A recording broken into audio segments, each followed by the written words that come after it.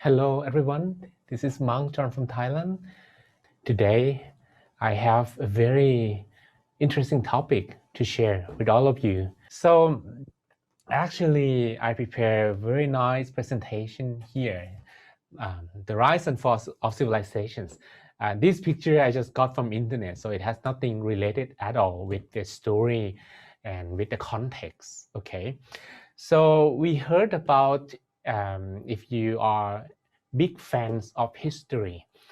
I'm not really a big fan of history when I was in my school, when I was doing my degrees or something like that. But ever since I started to teach meditation, and after I become a Buddhist monk, I'm really into studying more from history, from different stories from around the world, different countries, different civilizations. And the reason is because actually that helped me to understand different groups of people, and maybe we can learn something from history so that we will not repeat the same mistakes again, okay? Because I'm gonna talk about actually Aztec, right? So there are some examples of lost civilizations. For example, different reasons, maybe because of war, maybe because of an outbreak. For example, this one, the fall of Aztec Empire actually was, people thought that because the Spanish went there to conquer and to destroy the city. But if you look at the history, actually Aztec, they have very, very strong protection around the city, and their city layout, how they built all the buildings, and also how they have different armies or different people to protect the city. Even Hernan Cortes described in his log later on that the city was almost invincible. But because of some misunderstanding and as well, eventually they said that a disease outbreak took more than 80% of the life of Aztec people. Okay, so there are different reasons when we talk about the fall of a civilization. So that to save the time, let's focus on the story that I'm about to share with you. Okay, so during the Buddha's time, there was a king. His name is Satru. Okay, and that's pretty much very close to the Thai languages and the Sanskrit version here, Satru, which means he was meant not to be an enemy to anyone, because the time he was born, actually the stars was the dead star. So the dead star actually came into the sky when he was about to be born. Okay, so there was like a prediction that one day he was gonna kill his own father, and his father was tried very hard to prevent that from happening, but he was very kind to his boys as well, to the prince. But somehow, because the prince was associated with a bad people, a bad person, okay, so that he actually got a very negative view, a wrong view towards people and also to the Buddha himself. Eventually, he killed his own father, and he wanted to conquer different cities, different empires around Makot as well. Okay, so this is the place that I'm going to talk about today. Actually, this city really exists in India. It's called Vachi. This city was very, very united in the way that it was said to be invincible, because this was like republic cities. Okay, so there were 6 different clans, and these clans actually help each other to administer the whole country, the whole republic. And they help very much in the way that when someone was in problem, then the rest will come to help. So there was no enemy who could invade the city at all. Okay, so the story said that because they got an advice from the Buddha himself that they should follow 7 principles of prosperity. So the Buddha said that if one follows 7 principles for prosperity, any empire, any civilization, any company, or any organization will not collapse. Okay, so we do not only talk about an empire, we do not only focus solely on a country. So this is not only about politics or power, but we can only refer to this to organizations, to our companies, to our group, our projects as well. So this can be very relatable in different levels. Okay, so because the prince at later he became the king. Okay, he became a king, and he asked his assistant to help him come up with a plan to conquer this city. Okay, so this guy, his name is Vatsakan. Okay, Vatsakara. He actually was very smart and he was very wise. So many people saw him like teachers. But somehow, because his loyalty to Prince Achasatru, all right, so he actually got, yeah, I prepared very nice animation here.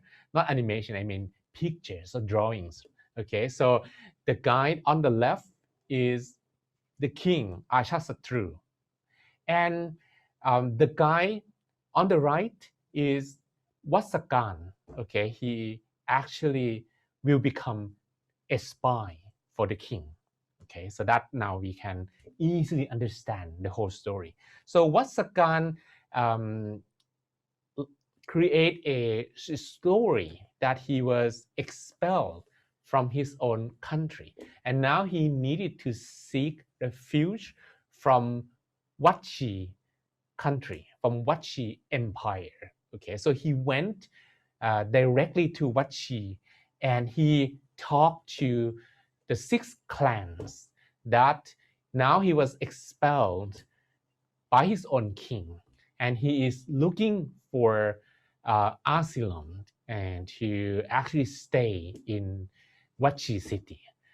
And because he was very famous, and that's why all the leaders of Wachi clan willingly accepted him, because he would be a very good teacher for their children, for their prince. Okay, so he actually got appointed to be um, a kingdom's teacher, and he started to teach different princes to so that they could learn from his knowledge. Okay, but the thing is, he's very smart in a way that if he would maybe create this loyalty in the whole clans, that would be extremely difficult because they were very united. So he come up with a very interesting plan. Okay, so he actually went to talk to different princes one by one, and when they talked to each other, he would just ask very simple question. For example, what did you have for breakfast? Very interesting. He asked so simple questions like, what did you have for breakfast? And then the prince say, okay, I have chapati, maybe. Chapati. From India, right? Chapati. Yeah, I have chapati. And then when that prince went to talk to another prince, the other prince will ask the prince, what did the teacher say to him, to you? Then the prince would say, he just asked me what I have for breakfast. But something doesn't make sense here, right? Because you were a loyal teacher and you actually supposed to teach something complicated, like very rare knowledge that no one can teach. Why you just ask very simple questions? That actually created a questions in all the prince, that why our teacher ask so simple questions. So the other prince went to talk to Vatsakan Brahmin. And what did you exactly say to the prince, to that prince? Then Vatsakan just lied to the other prince that actually that prince gossip about your father. Now you started to see something is fishy here, right? Now all the prince started to develop misunderstanding and they lost trust for each other. Okay, so they went to report to their own father that now the other prince lied to them and even say something bad about the father. All the fathers now got really upset about each other. Okay, so that they didn't actually want to talk to each other anymore. So the kingdom that once was very united, they did everything together, they had regular meetings, now is not gonna be like that anymore. So when they try to call for a meeting that everyone should meet, everyone should come together, no one was there. And this is a very crucial signal that Vatsakan knew immediately that his plan had worked. In a way that he started to give signal to King Ashasatru. And King Ashasatru just came to the city, to Vachi Empire, and destroy the empire. Okay. Very simple story, right? So I make it very concise so that we don't actually take too much time for the whole story. Because what I like to discuss is actually what Vatsakan Brahmin did. We'll break the principle of 7 advices that the Buddha gave. And these 7 advices that the Buddha gave, if the Vachi clans will manage to follow them strictly, these wouldn't happen. So what are these 7 principles? It's very interesting. Maybe you were thinking about army or maybe military or those military knowledge or something like that. But in fact, the Buddha's advice about how a kingdom should follow for prosperity and not for any decline is related to, first, any kingdom or any group or any company, if you like to only have prosperity and no decline, you need to hold a regular meeting. Interesting, right? A regular meeting. And actually, what Vasakan Brahmin did to the whole clans was actually to prevent them to have regular meetings. So they didn't actually talk to each other. And when they did not talk to each other, what happened was they lack unity, right? So holding regular meeting first is gonna actually have frequent information sharing. People share information, they know about what other people think, and they were able to exchange opinions and correct people's understandings. Don't you think so? Right? If any company, any group of people never have regular meetings at all, maybe once a year, what if your company, your boss is so generous, just give you a yearly meeting and no one talk to each other? During the whole year, maybe there are a lot of misunderstanding, a lot of problems that were unsolved because no information can be properly exchanged, right? That's the first one, okay?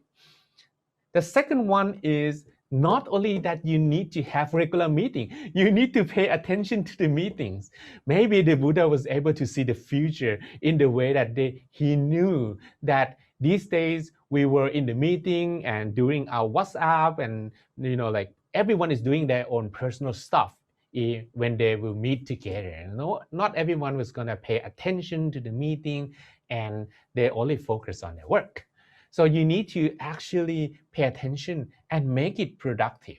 First, to give the importance to the meeting. When you meet, stop using the phone. But the phone didn't exist during that time. It's like stop doing your business, okay?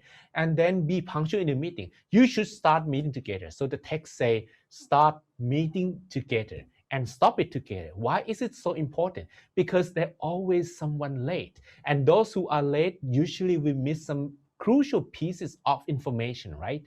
If you 30 minutes late in your meeting and those 30 minutes someone already talked about something important, you can make an excuse that I didn't hear that, I was late. But that shouldn't be the excuse because you were late. But there were many times in many places, those who were late just come up with an excuse. Oh, I didn't know that. I didn't listen to that, right? So in order to make a very good unity in your team or in your group, you need to hold a very frequent meetings and punctual meeting. You need to start together and end the meeting together. And after you finish, you need to follow up with your meeting minutes and do whatever the meeting minutes agree you to do. If, for example, the meeting minutes say, yeah, let's maybe increase the price of the product, but then after the meeting you say, I'm not going to increase the price, then you don't respect the meeting minutes. And there will be problems later on because eventually that will lead to some arguments, and maybe people will start fighting each other because they already agree to something and no one follows that. Okay. And the third one, okay, I already mentioned this a little bit. Respect the meeting minutes. So to behave according to agreed rules without breaking them up on your opinions. Once you already agree to the meeting minutes or the conclusion to the meeting, you should not use your own emotion to break it or to change it later on. If you're a good leader, any conclusion for the meeting is what you must follow, something like that. Okay, don't you agree this is important, right? So if we, especially the whole city, can respect the norms that they have been building up on, their traditions, their cultures, and they can respect to that, there will be no misunderstanding and no decline in the civilizations. Okay. And the fourth one is respect the leader, elders, scholars. And basically, this means that you need to choose a good leader and appropriate role. And you need to also honor and respect the leader, elders, and scholars, and listen to their advices as well. If you have a leader and you don't listen to the leader at all, why do you need to have that leader at all, right? Having a leader is still needed. But when people are not respecting their leader, that is a sign that the whole unity of the whole team or the whole company is going to decline. Okay. And number 5 actually surprised me very much because about number 5, the Buddha talked about women's rights. Whoa, I didn't expect to hear anything like that, especially when you talk about history. 2,500 years ago, 2,600 years ago, if you look at different stories about whole civilizations, you didn't actually hear very much about women's rights, especially those times. And he said that the women and the girls of the families are to develop without being violated, forced, or abducted, and to create security for people's love and relationship, and to also listen to women's advices. Interesting. Then it means that any company, any unity, or sorry, any firm, organization, country, or even an empire, they need to have a certain level of equity, gender equity, or different equality in terms of how people can share their opinions as well. Okay, and number 6 is to perform their rituals and cultures together. If any organizations, any firm has a certain culture and no one follow that, then of course that's gonna decline for sure. So this means that to worship shrines, monuments, object of worship, both central and provincial, and do not neglect ceremonies that the ancestor has performed in those places, and to create harmony, like to do them together. For example, in my temple, we need to do morning chanting together and evening meditation together. So if no monk would be there on the morning chanting in the meditation room, then this is a sign of the decline. Okay, or if in the evening no one is there in the meditation room, they are doing their own stuff but not to meditate, then this is a big a sign that things is gonna go on decline. Okay, and number 7 is to honor and protect noble people, those who are noble, those who could be role models need to be protected. Otherwise, people can get confused whom they should follow, right? If any role models got not treated well, maybe because we have bias or maybe because of jealousy. If we are like a leader of a company and when our staff are doing very well, we are a little bit jealous that they will take a position, then this is how things will collapse. Things will collapse based on the jealousies of people with the power. Okay, so from this you can see that the first 4 of them are related to proper management and communication. So they're mainly about management and communications.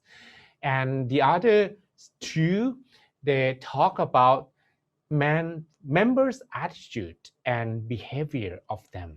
And the last one is protecting role models. So mainly about people alone. So the Buddha said that any civilization cannot be broken from outside. If from inside you still have unity, you still kind of work together, and there's no misunderstanding at all, then even though enemies could be very large, but they can protect themselves. But if any empire that is so huge, so large, with a lot of people, a lot of troops, a lot of soldiers, but they do not have harmony, they are jealous to each other, they actually don't respect each other, then that big empire is on the path to ruin. Okay, right? So even if we compare with Aztec, for example, if we relate Aztec civilization with these 7 stuff, we can maybe come to some understanding that in fact how Hernan Cortes could break into aspect, because the leaders of Aztec clans, they started to not to trust each other. They didn't communicate because the leader communicate solely with Hernan Cortes and not among each other. So if they would be able to communicate among each other, then maybe they didn't let Hernan Cortes to enter the city on the first place. And okay, we talk about the disease, the outbreak later on, but how actually the Spanish could enter the city hall on the first time would already become something that potentially could make Aztec civilization collapse already if they didn't actually accept strangers or intruders at all. Then they wouldn't probably have that doomsday. Okay, so this is a short story about the rise and fall of civilizations, and I connect them with the 7 principles of prosperity alone. The Buddha said that if any group, any companies, any people, empire or country would follow strictly these 7 advices. And of course, they must be powerful enough to protect themselves. Then they will never have to come to the decline of their own civilization.